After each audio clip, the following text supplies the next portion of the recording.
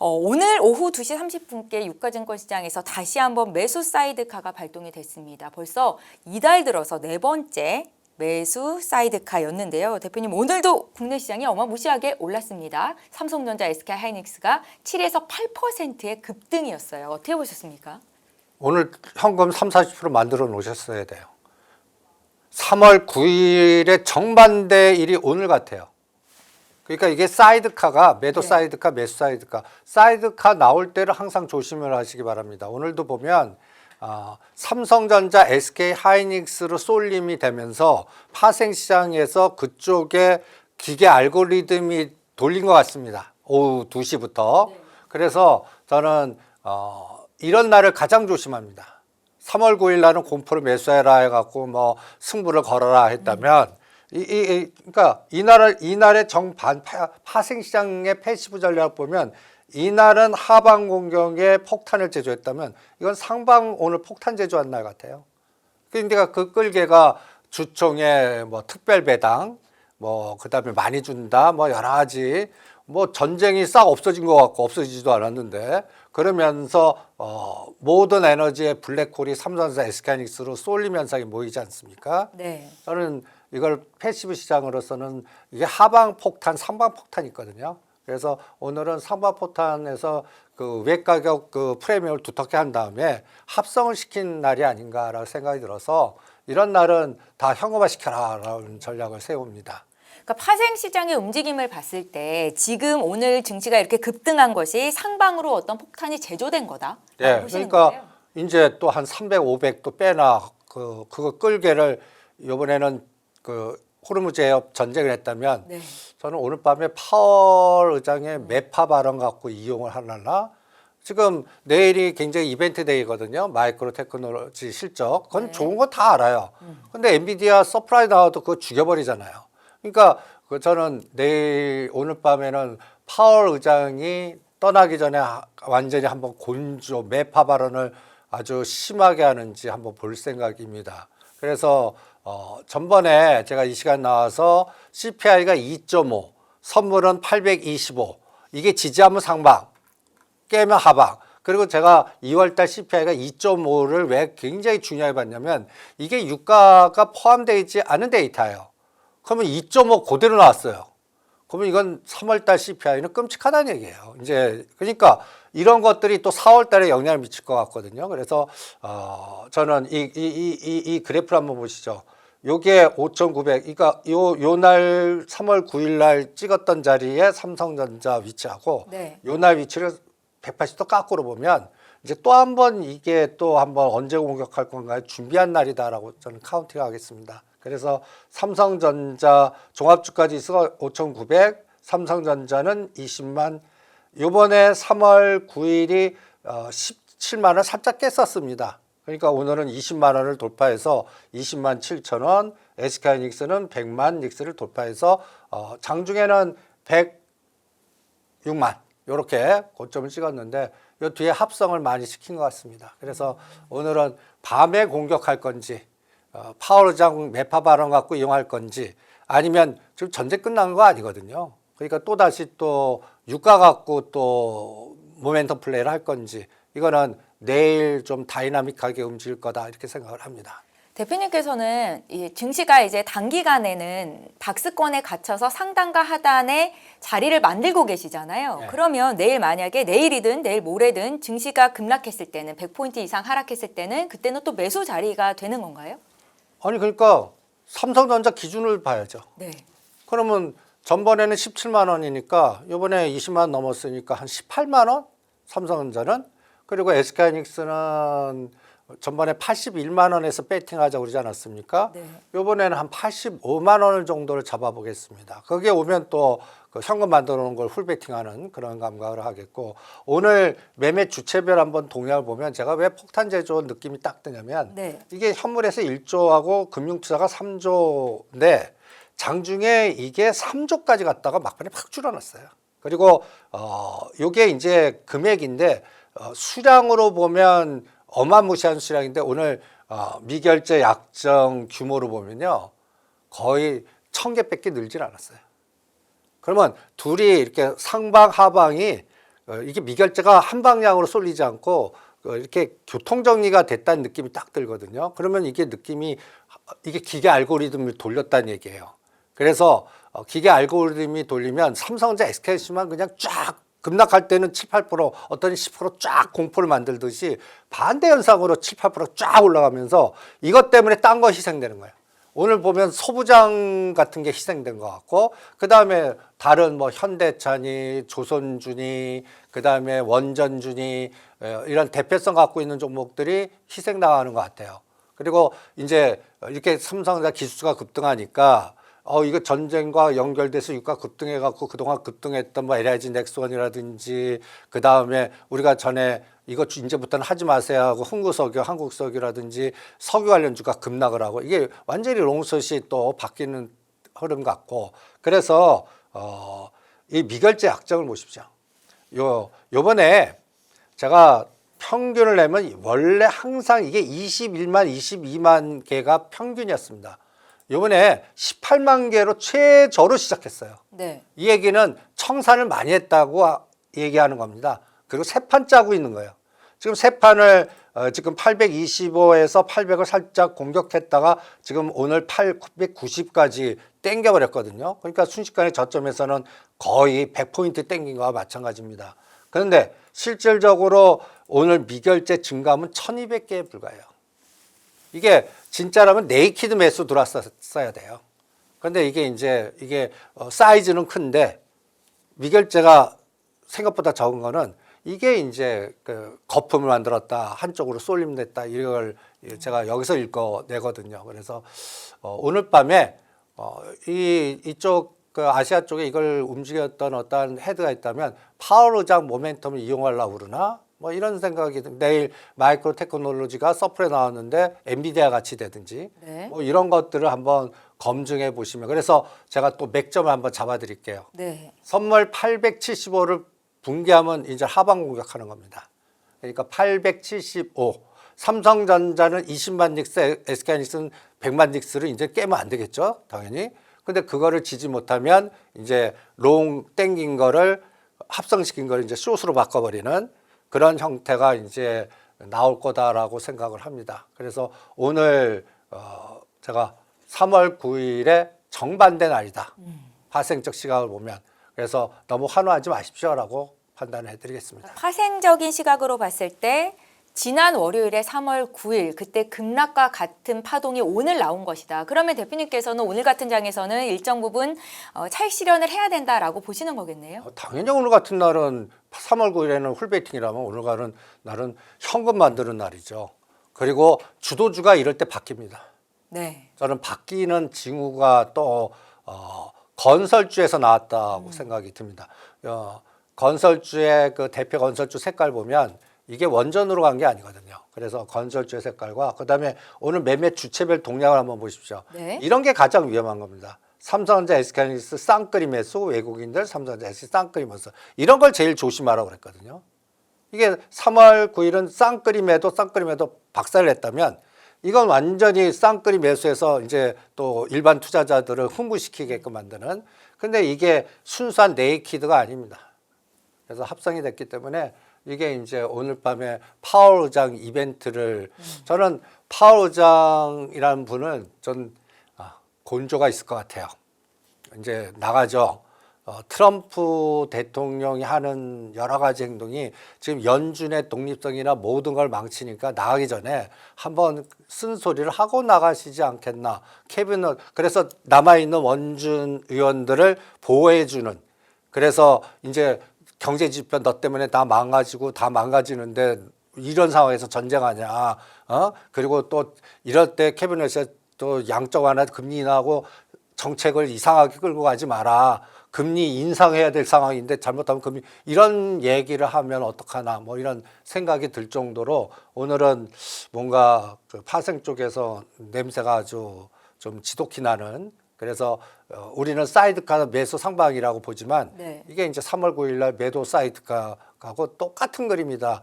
위치만 다를 뿐이다. 그래서 3월 9일은 승부의 공포를 배팅했다면 오늘은 탐욕의 현금을 다 만들어 놓는 날이 아닌가 이런 생각이 듭니다. 지금까지 말씀을 정리를 해보자면 내일이 목요일 위클리 만기일인데 여기에 마이크론의 실적 발표도 있고 그런데 마이크론에 대한 기대감은 이미 증시에 좀 반영이 된 상태였고 그 연준의 금리 결정이 있고 그 이후로 파월 의장의 연설이 있을 텐데 여기서 매파적인 발언이 있을 경우에 지수가 좀 흔들릴 수 있다. 그러면 대표님께서 보시는 지수의 박스권 상단과 하단 중에 하단은 조금 높아지는 걸까요? 아니, 하단은 그냥 여전히 5,000, 5,100. 상단은 5,000 요번에 한 800 정도 봤거든요. 네. 근데 오늘은 그거를 좀 슈팅이 나오더라고요. 그러면 내일 한번 살짝 6,000을 찍고 가나 뭐 이런 느낌은 들고 아니면 오늘 야간 시장에 자고 일하는데 한 3, 40포인트 죽여버려요. 그럼 파월 의장이 곤조 부렸다는 얘기고 네. 그러면 오늘 거에 반대되는 현상이 아침 프리마켓부터 시작할 거거든요. 제가 이럴 때 이거 한번 보세요. 이거 다 휴지 만들 것 같아요. 내일 만기일이거든요. 만기인데 저 외가격에 5,900짜리 880이 그 16.15라는 가격입니다. 그러면 이거 곱하기 25만 원. 어마무시하게 한 계약당 비싸요. 하나 사는데. 우리가 일반적으로 0.5나 1.0을 주로 매매하는데 이걸 하나 사는데 15, 16을 프리미엄 주면 이걸 두텁다고 그러거든요. 그럼 이건 매도자들이 이거를 제가 어디까지 보면 860까지 다 0.01 만드나 볼 생각입니다. 네. 내일 하루 만에. 그러니까 매도자들이 이제 두텁게 만들어 놓고 요거를 싹 휴지 만들어. 전에 한번 6,000 넘을 때 제가 900과 6,000을 다 휴지 만들 거다. 싸그리 다 휴지 만들었거든요. 오늘 그 상황이 이제 이렇게 만들어 놓은 거 아닌가. 이 상방을 두텁게 만들어 놓은 다음에 합성을 시켜갖고 내일 하루 만에 조금만 요것만 20포인트 그러니까 875 아래로만 빼면요. 이 두터워진 게 다 휴지가 돼버립니다. 오전장에. 그러니까 요 부분을 벌써 설계 들어간 거 아닌가라고 생각이 들고요. 네. 그다음에 그래서 오늘은 상방은 매매 안 하고 하방에 0.3, 0.1 한 계약씩 한번 사봤습니다. 복권 매매로. 그래서 내일은 오늘의 정반대 현상이 파생 시장에서 나오나 그 끌개가 마이크론보다는 파월 의장의 발언 내용 그리고 앞으로 CPI가 걱정이고 물가가 걱정이고 이거를 언급을 반드시 하실 것 같거든요. 네. 그래서 이 부분이 그리고 지금 우리 미국 상의 경제 상황에 무슨 전쟁이나 이런 상황을 뭔가 그 연준이 의장이 책임을 지고 뭔가 한번 하시지 않나 뭐 이런 생각이 들어서 오늘은 이게 리스크 관리를 철저히 하는 날이다 이렇게 생각을 했습니다. 네, 대표님 오늘 국내 증시 코스피 지수를 5%나 급등세로 이끈 건 바로 삼성전자와 SK 하이닉스였는데 이 같은 두 종목이 급등하면 블랙홀로 작용이 돼서 또 다른 종목의 에너지를 다 빨아간다라고 볼 수도 있을 것 같은데요. 소부장 종목에서 그런 느낌이 좀 있었습니다. 대표님 어떻게 보셨습니까? 그러니까 지금 소부장 종목들 삼성전자 SK를 쏠림되면요. 네. 소부장들이 오히려 희생양이 돼요. 그리고 소부장주들을 월봉을 한번 보시면요. 할 종목이 하나도 안 보여요. 지금 보시면 작년 11월 기준으로 딱 보시면 다들 그 팔아먹는 위치에 다 있는 것 같아요. 네. HPSP가 됐던 한미반도체가 됐던 종목 찾기가 어려워요. 그러니까 오히려 저는 이럴 때 이 XY축 기법을 많이 좀 이용해 보십시오라고 하면 정반대 인버스 곱을 한번 또 오늘 한번 사봤습니다. 인버스 곱을 한 3, 40% 정도? 100%는 아니고요. 이유는 2월 27일 날 6,300대 삼성전자가 22만 8천 원이었어요. 이때 인버스가 231원입니다. 오늘 5,900 갔는데 233원이에요. 그럼 벌써 전번에 6,300 갔던 수준 비슷하게 떨어진 거예요. 요게 하나의 또 징후고요. 또 재밌는 거는 3월 4일보다 3월 9일이 삼성전자가 더 낮아요. 근데 인버스 곱은 3월 4일이 더 높아요. 요게 3월 9일 날 자 이거 반드시 돌았을 겁니다가 인버스 곱이 요 고점을 돌파 안 해서 여기서 감 잡았거든요. 그래서 여기서 100% 팔고 230원과 250원 사이 오면 그때나 사보자는 게 오늘 온 것 같습니다. 그 에너지가 삼성전자 20만 9천원으로 저점에서 25% 가까이나 올리면서 이 에너지가 나온 것 같아요. 네. 그러면 이제 추세가 전환됐냐? 바뀐 거 아무것도 없거든요. 아직 5월 MSCI 선진국 지수 들어간 것도 아니고 전쟁 상황이 잠깐 뭔가 그 소강 상태. 근데 지금 이 뉴스 안 나잖아요. 상륙하는 그 일본의 그 상륙 그 해병대를 보냈는데 그 사람도 지금 어디가 있는지.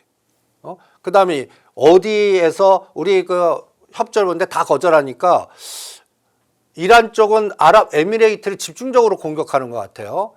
이 부분이 굉장히 또 중동에서는 하나의 트리거가 될 것 같고, 그래서 요번에 이 상륙 작전을 만약에 또 일주일 안에 해버리면 이게 네. 또 골치 아픈 상황이 나오기 때문에, 이래서 저는 아직까지 유가 변수라든지 오늘 하루만은 우리가 전쟁 얘기를 하나도 안 하는데, 이 전쟁의 변수는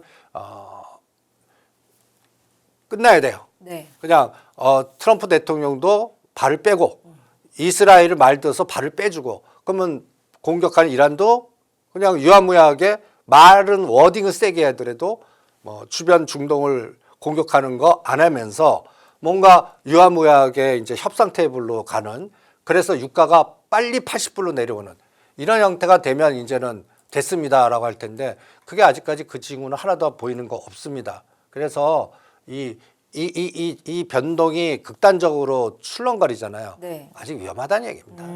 그래갖고 오늘은 제 생각은 뭔가 느낌이 쫙해요. 그래서 이럴 때 제가 또 오늘 고점 대비 또 빼봅니다. 오늘 삼성전자가 20만 9천 원이 고점이에요. 네. 그러면 11%하고 15%를 빼봅니다. 인위적으로. 그럼 11%가 18만 6천 원이고 15%가 17만 7천 원입니다. 요 사이클 오면 요번에는 한번 또 배팅을 해보겠습니다. 그 다음에 SK 하이닉스는 얘는 좀 크게 봅니다. SK 하이닉스는. SK 하이닉스 삼성전자가 15% 갈 때 저는 SK 하이닉스는 20에서 30 나온다고 보거든요. 이유는 SK 하이닉스는 SK 하이닉스 오니가 SK 온이나 밑에 단의 그 계열사 부분들을 먹어 살려야 되는 부분, 문제 있는 부분들이 너무 많아요. 이게 해결돼야 되는데 해결이 안 돼요. 그래서 이 부분 때문에 SK 하이닉스는 전 변동을 더 크게 봅니다.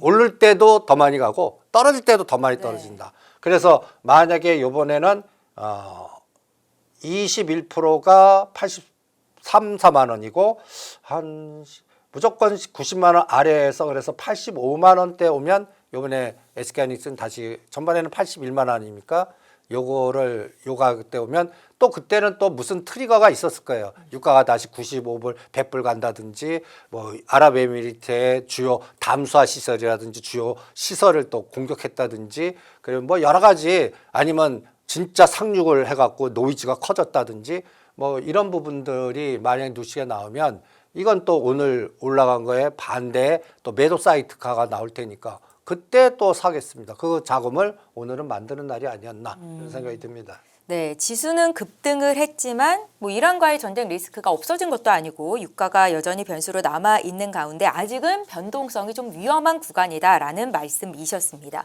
대표님, 최근에 코스닥 액티브 ETF가 생겨서 구성돼 있는 종목들이 굉장히 핫한데요. 지난주에 나와서 한 달 정도는 지켜보자, 좀 조심할 필요가 있다라고 조언을 하셨습니다. 이 부분에 대해서 여전히 같은 의견이신가요? 그렇죠. 저는 액티브 펀드가 권력이라고 말을 표현을 하는데, 네.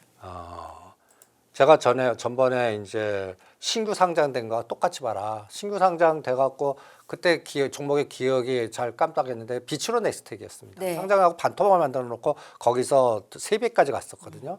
그러니까 이게 코스닥 액티브에 편입된 것들이 신규 상장된 거다 보면, 이제 저는 여기서 ETF니까 한 고점에서 30% 빠지는 게 생기나 보려고 합니다 하고 예를 들어서 파도 갖고 설명을 해드렸습니다.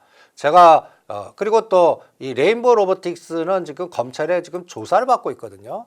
이게 이제 내부자 정보 이용한 게임. 근데 이런 것들이 거기에 편입이 됐어요. 또 하나는 옛날 컬에 정지된 파도.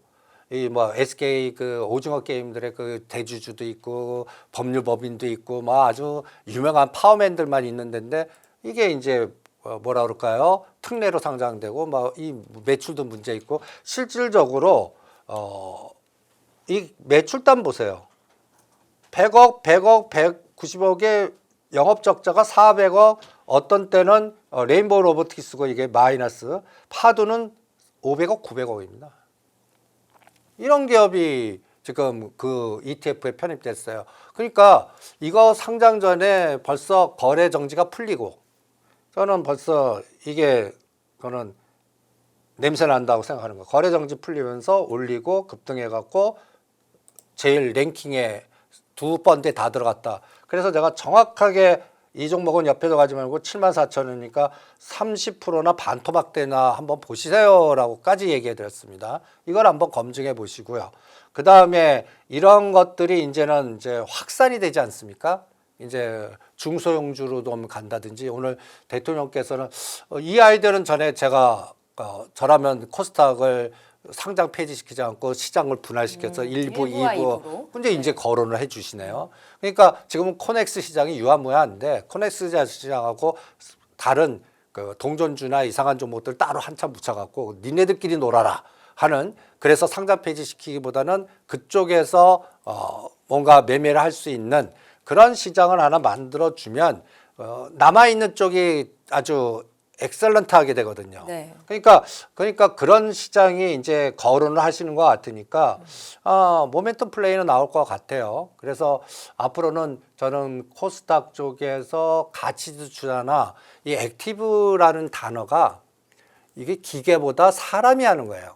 제가 현역에 있고 만약에 액티브에 그 의사결정 갖고 있으면 저는 파도나 이런 거 하는 게 아니라 아예 차버택을 집어넣겠습니다. 거기에 이게 권력이거든요. 그 의사결정권자들의.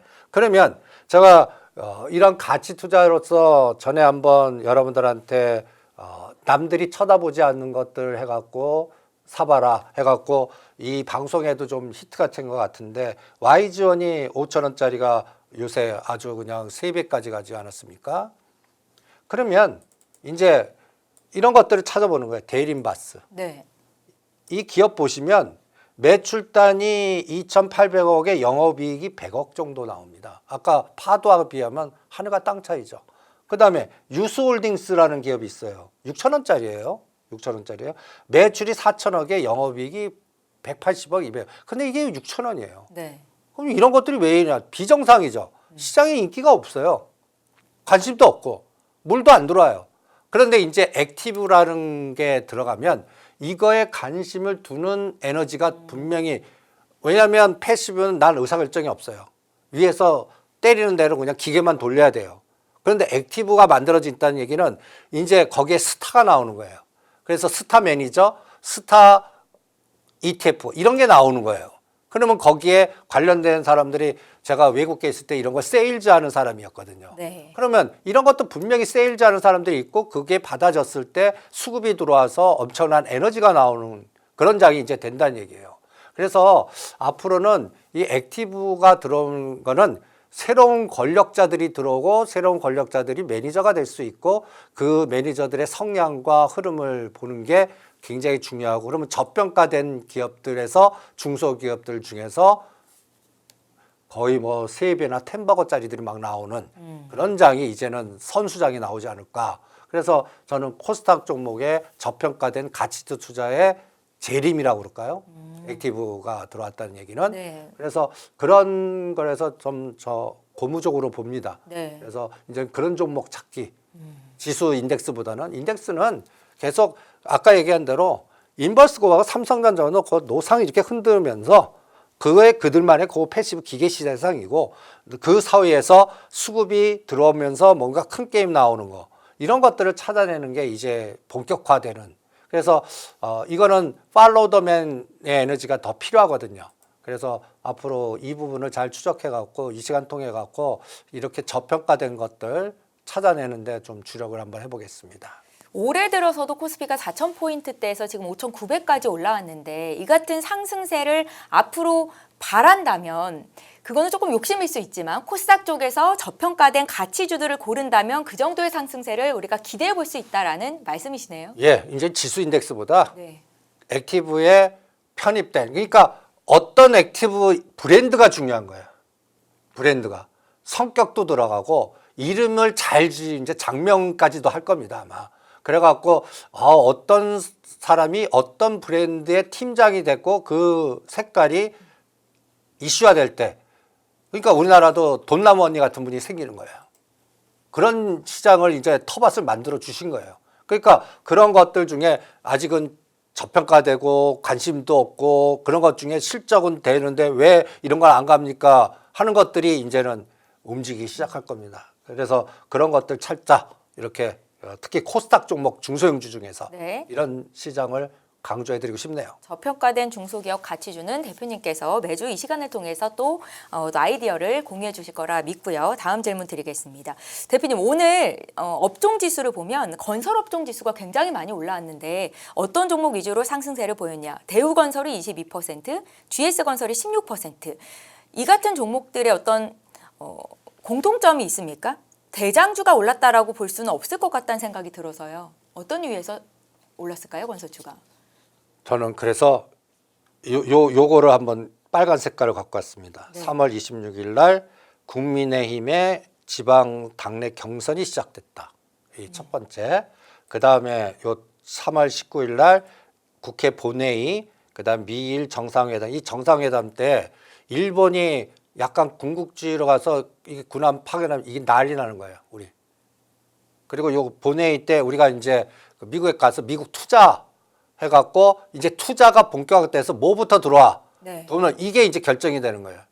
그러면 오늘 딱 제가 전에 한번 국가주도 건설이라는 단어를 자꾸 쓰지 않았습니까? 오늘 건설주 대표주에서 대우건설이 한번 그래프를 한번 보실래요? 옆에 이게 대우건설입니다. 그래프를 한번 보세요. 대단하죠? 옛날에 그 4,000원, 5,000원짜리가 어느새 이게 15,000원까지 갔습니다. 오늘은 이건 가덕도로 간 겁니다. 원전으로 간 거 아니에요. 가덕도로 갔습니다. 그러니까 부산, 가덕도. 그러니까 마치 제가 이렇게 표현하면 모르는데 이 조선시대 때 사또가 내려갔는데 지방 토 세력하고 막 싸움을 하는 거예요. 지금 우리 그 나라가 지금 그런 그 지방 토 에너지 세력들의 그 뭔가 그 지방을 키우려고 하는 그러면 정부 자금을 끌고 들이는지 이게 새만금 프로젝트, 북극항로, 부산 가덕도, 제가 가덕도 안 해도 그 토 세력 때문에 할 겁니다 노상 얘기하지 않습니까? 그리고 HMM도 요새 왜 누르냐? 먼저 해수부나 부산시장을 만든 다음에 움직이고 그래야 산업은행 지분을 매각까지 그 전에 안 한다. 이게 다 대우건설이 이런 파동을 먼저 주는 거다 이렇게 생각합니다. 그리고 GS건설도 막 새롭게 가요. 그런데 현대건설은 미리 고점 찍고 흔들어요. 그리고 지금 두산 에너빌리티라든지 한전기술이라든지 대장주 또 한화오션이라든지 HD 현대중공업 같은 거 보면 작년 11월 달 고점 가면 두들겨 맞고 계속 죽여요. 그러니까 뭔가 주도주 섹터에서 조선 쪽의 대장, 그다음 원조 쪽의 대장은 그냥 박스 전략으로만 가고 있고 네. 중저가 건설주 중에서 새로운 에너지의 새로운 모멘텀으로 이런 것들이 난리를 치면서 급등하고 있습니다. 그리고 원전도 보면 최근에는 우리기술이라든지 밑에 따는 오르비텍이라든지 이런 좀 다른 색깔의 에너지들이 막 나와요. 이거를 우리가 아무것도 모르는 보면 원전주 하면 대장주 사게 돼 있잖아요. 그럼 왜 대장주는 안 가고 왜 이상한 것만 갑니까? 이렇게 문의가 되는데 이게 하나의 중요한 키 같아요. 그래서 앞으로 조선이든 원전이든 방산이든 네. 대장주는 급락돼 사셔야 됩니다. 예를 들어서 LIG 넥스원 지금 90만 원 주고 급락하잖아요. 한 60만 원 초입이 나오시면 그걸 오히려 그런 걸 사는 거고요. 그 다음에 지금 원전주에서는 이제 오르비텍이나 우진엔텍 우리 기술은 늦으셨습니다. 그러면 제가 원픽으로 한전 KPS 지금 6만 원짜리가 한 10만 원이 보이는 느낌이거든요. 한전 KPS는 이제 저는 우크라이나 재건이라든지 원전 보수라든지 이런 것들이 이제 핫 이슈가 될 것 같거든요. 그래서 신규 건설보다 이제는 보수 쪽으로 가는 게 어떻겠나 이렇게 전략을 세워서 각각의 오늘 건설주의 움직임은 6월장의 새로운 주도주의 하나의 그 신고식이 아닌가라는 생각이 들 정도입니다. 그러면 우리가 아이디어가 있어요. 네. 그러면 시멘트, 철강, 그다음에 이제 제가 누누이 얘기하는 이제 LNG, 알래스카, 그린란드가 이제 나올 차례가 됐구나. 그래서 우크라이나 재건, 그 다음에 알래스카, 그린랜드 이런 거와 관련된 거기에 포스코 그룹이라든지 한국가스공사라든지 그 다음에 여기는 피팅 업체들이 그리고 HD 현대중공업보다 삼성중공업이 리딩이 되는지 이런 것들을 체크하시는 게 오늘 건설주의 상승을 보고 다음 그림은 여기서 나오나 한번 체크해 볼 생각입니다. 오늘 건설주의 급등이 연속성이 좀 있을까요? 순환될 것 같아요.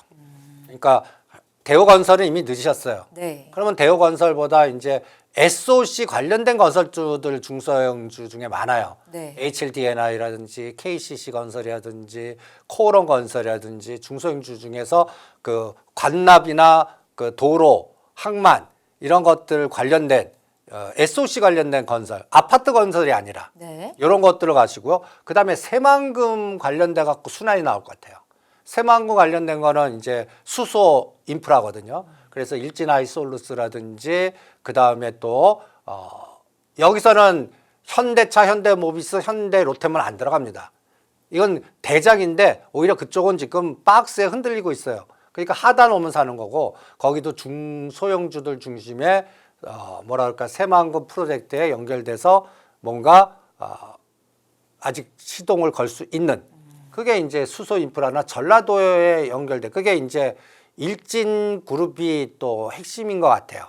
그래서 일진그룹 중에 일진아이솔루스, 일진다이아 원픽으로 잡아드리고 싶고 그 다음에 이제 또 코오롱 건설도 이제 들여다봐라라고 코오롱 글로벌 이런 것들을 체크하시는 게 이게 새만금 여기는 전라도 쪽. 네. 그 다음에 부산신항 가덕도 북구강로는 경상도 쪽. 이 두 가지 엔어가 같이 가면서 이게 철도, 철강, 시멘트를 같이 끌고 가나. 이것만 보시면 대충 전체적인 주도주의 물주기 국가 주도 SOC거든요. 이게 네. 이게 하나의 또 물주기가 되나 한번 보겠습니다. 네, 국가주도 건설주, SOC 관련한 건설주나 아직 덜 오른 새만금 프로젝트 관련 건설주를 주목해 보자라는 말씀이셨습니다. 앞서서 원전주 관련해서 언급을 하셨는데 원전주의 대장주라고 볼 수 있는 두산 에너빌리티나 한전기술보다는 뭐 우리기술이라든지 오르비텍 같은 종목의 상승률이 더 크다. 그 이유가 뭐냐라고 질문을 드린다면 대표님께서는 어떻게 다시 한번 정리를 하시겠어요? 그게 간단히 예를 들어서 누가 보여 팔로우 더 맨 때문에 그런 것 같아요. 그러니까 일반적 상식으로 네. 기업 분석적 측면은 저는 안 가겠습니다.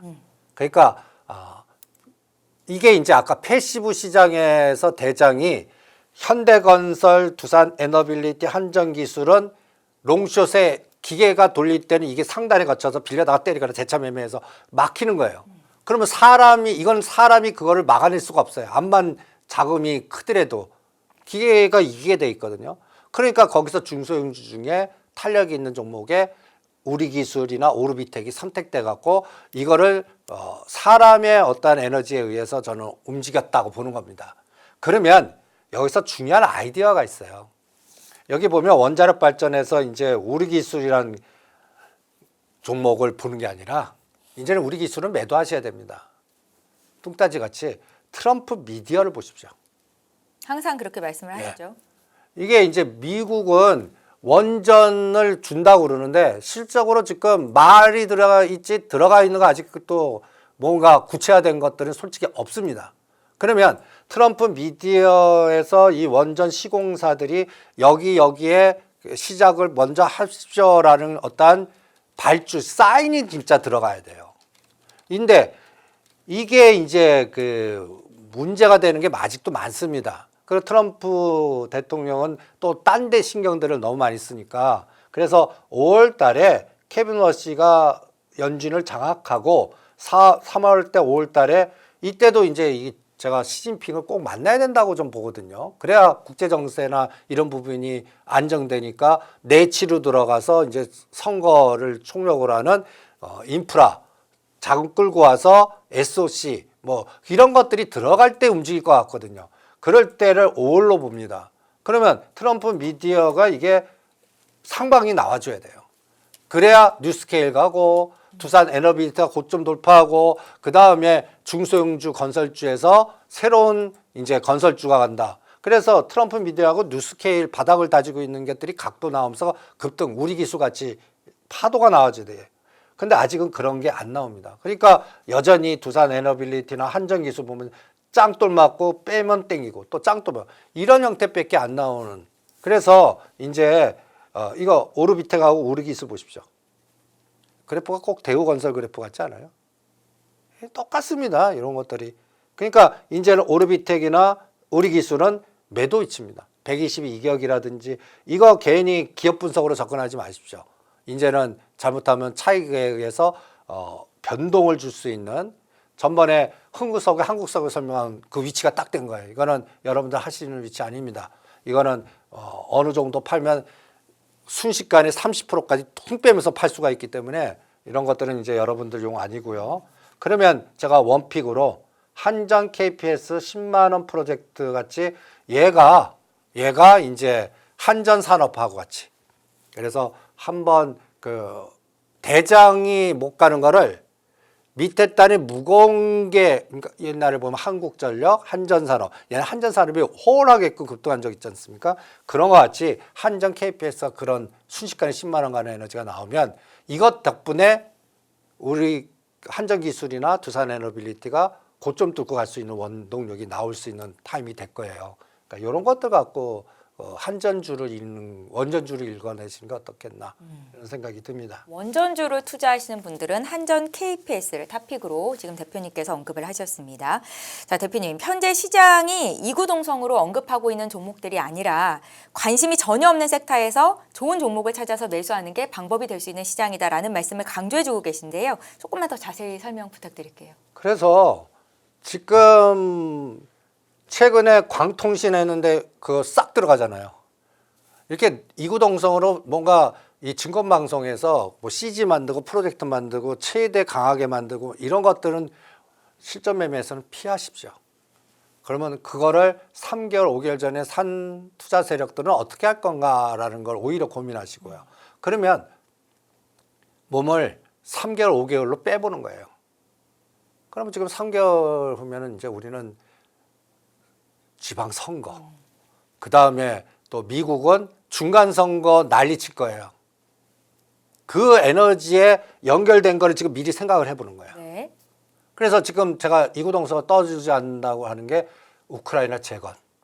지금 뚝딱지 같지만 이 전쟁에 저는 이게 이란이 극단적인 한쪽의 이제 현상이라고 봅니다. 그러면 요새 젤렌스키 얘기 하나도 안 나오잖아요.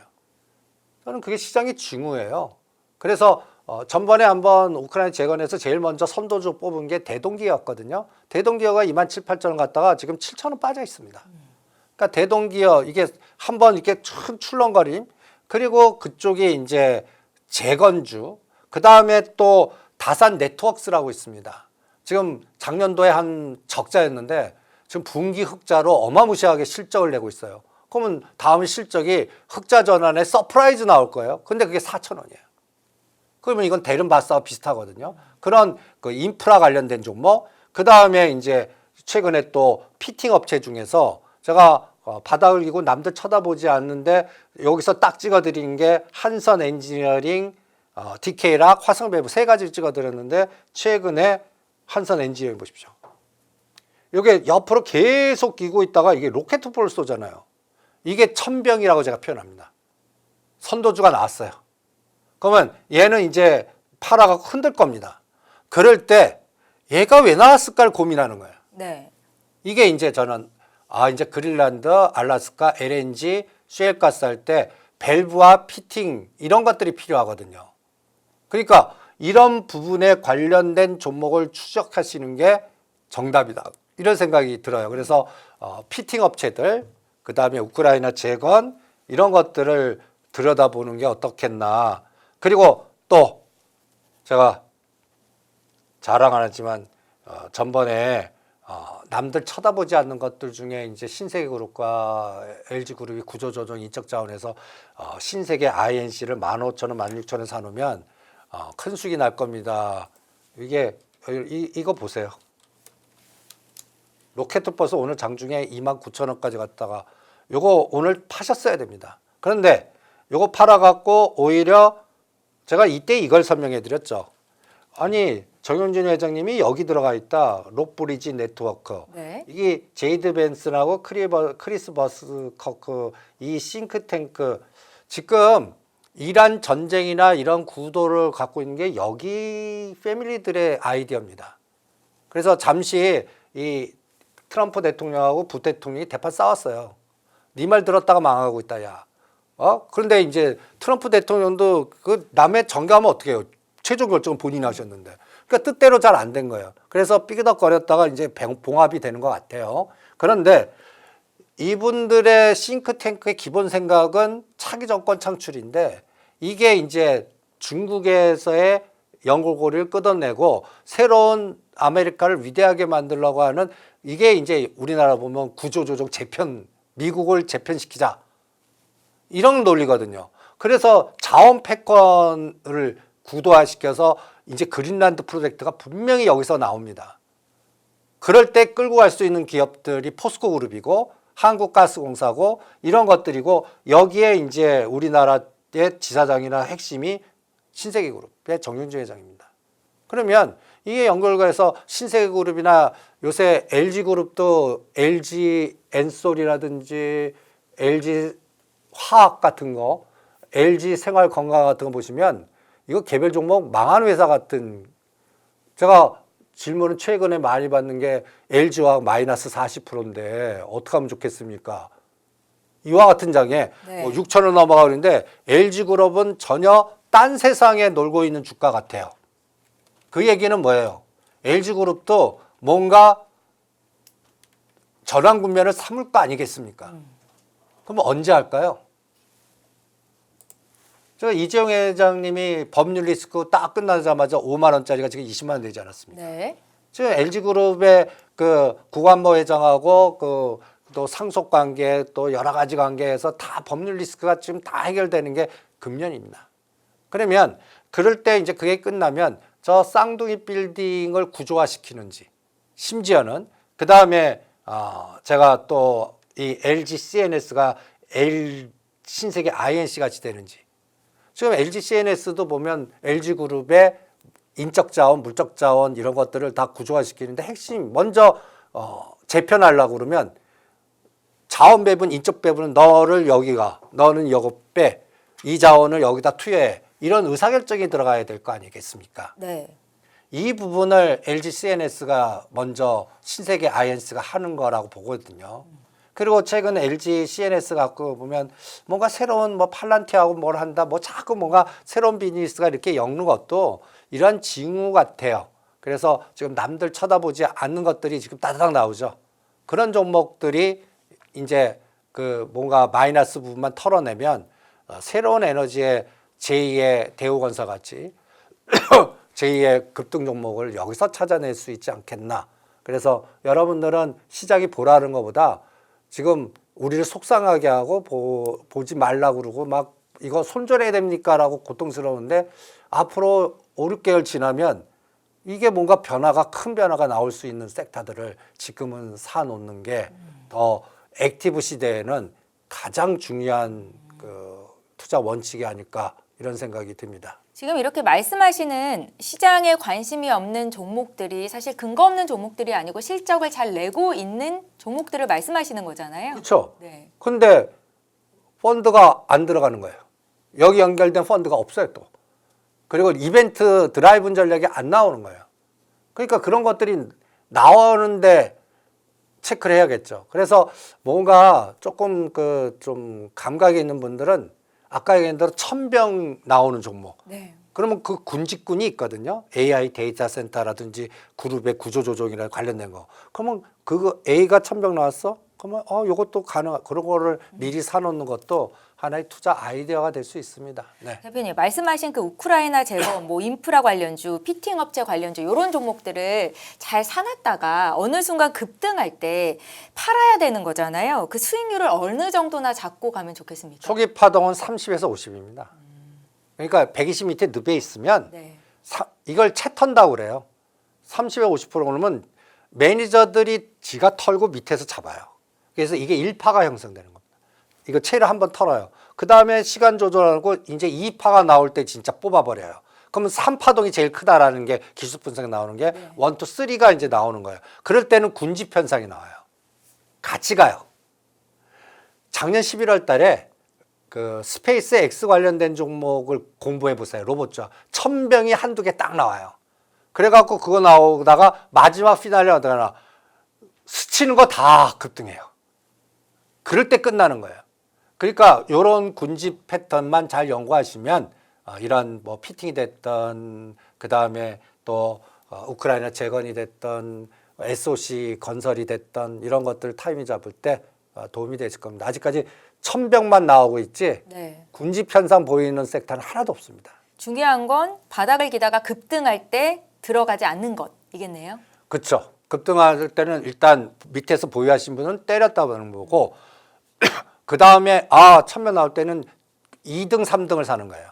그리고 1등이 눌림목 줄 때 다시 들어가는 거예요. 그걸 우크라이나 제가하면 대동기하고 대동하고 SY스택을 SYZ 주면 천병, 2차 천병, 3차 천병 이렇게 나오나 한번 보세요. 네. 그러면 실전 매매에 감 잡는데 도움이 되고 언제 끝나냐. 이 세 개가 다 상한가 치는 거예요.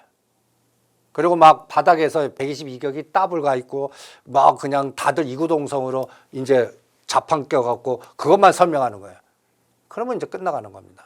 그런 거를 한 6개월 코스로 한번 스타디를 한번 해보시면 뭔가 실전 매매하시는데 상당히 많이 도움이 되실 것 같습니다. 네, 대표님의 인사이트를 통해서 또 아이디어를 얻어 가시는 분들을 위해서 조금 더 자세히 여쭤봤습니다. 대표님, 오늘 시장이 급등하니까 정말 뭐 이란과 관련한 전쟁이 끝난 것처럼 시장이 반응이 됐던 것 같습니다. 호르무즈 해협 리스크가 완전히 제거된 것도 아닌데 불구하고 이런 시장 흐름이 나타난 건데요. 앞서서도 설명을 하셨지만 어떻게 앞으로 흐를 거라고 판단을 하시는지 들어볼까요? 그건 아무도 예측 불가능한 것 같아요. 네. 그러니까 이란이 지금 그 진짜 수장이 살아있는지도 모르겠고 뭐 러시아 가서 치료받고 있다는데 그게 또 진짜인지도 잘 모르겠고 또 2인자가 죽었다는 뉴스 뭐 여러 가지도 있고 그러니까 저는 그래서 이럴 때 꼭 그 언론보다 그 이란 언론이라든지 미국 언론을 아예 저는 무시해 버립니다. 안 보는 게 정답인 것 같아요. 그리고 오히려 그 현장 데이터와 관련된 종목을 샘플링을 하는 거예요. 네. 그래서 그 샘플링한 종목들을 예를 들어서 저는 여기서 이제 하나의 예가 될지 모르겠지만 여러분들 이 그림을 실전에서 한번 유가 한번 보시죠. 예. 119불 찍을 때가 우리 그 매도 사이클가 나오는 3월 9일입니다. 그리고 76불까지 갔다가 다시 이제 갔다가 다시 꺾여 내려와요. 그러면서 이제 오늘은 유가든 전쟁은 얘기가 쏙 들어갔어요. 그런데 이게 이제 키르그 섬을 진짜 점령하는지 이거 점령하면 큰일 나요. 저는 큰일 난다고 봅니다. 그러면 이 이란의 생명 목줄을 마치 이게 중국의 대만 같거든요. 그러면 이게 항복해야 돼요, 이란은. 그러니까 이거는 결사항전할 것 같고. 그래서 이란 입장에서는 아랍에미레이트를 계속 공격하는 것 같고. 여기 좀 빠져나가는 한국까지 그 공격하는 거 보고 아주 전략적 타격을 하고 있거든요. 근데 아랍에미레이트에 우리나라 붙인 원전이 있어요. 담수화, 그러니까 원전과 담수화 시설 공격하면 이거는 큰일 납니다. 네. 담수화 시설 공격하면. 그러니까 아직까지도 그런 리스크들이 계속 있어요. 지금 미사일이나 드론 공격력은 약화돼 있다 그러지만 진짜 무서운 무기들을 이제부터 사용할 것 같아요. 이란이 만약에 사용한다면 이런 것들도 추적해야 되고요. 그리고 제가 이 어저께인가 이 잔금 상선에 흥하여 갖고 온 뉴스가 다 떠드는 거 보고 아이고 참 이랬습니다. 왜냐하면 이 뉴스도 벌써 스마트 투자가는 21,000원, 2,000원대 다 돌았어요. 저 명동의 잔금산선이 지금 아주 떼돈을 벌고 있다. 왜 그러냐? 배를 컨테이너선을 미리 확보해 갖고 작년도에 이게 완전히 신의 수가 돼 갖고 이거 하나 그 받아내려고 외국인들이 그냥 왔다 갔다 하고 그래 갖고 난리해서 한 척당 비용이 얼마서 떼돈 벌고 있다 해가 2,100원이에요. 네. 그게 시장이 흥하해운이요? 예, 시장이 쫙 퍼진 게 3,000원대 퍼져가고 상한가 때 다 뉴스까지 타요. 심지어는 SBS에도 나오더라고요. 그래서 내가 끝났다라고 그랬어요. 그걸 나오면 이 바닥 스마트 다 던져버립니다. 그게 하나의 사례예요. 그리고 그러니까 이제 이게 이제 하나의 이 현장의 징후고요. 또 하나는 보세요. 제가 흥구석은 이렇게 될 거라고 그랬죠. 이거는 물량이 적기 때문에 3만 원대 빠르면 15,000원 제자리 올 거다.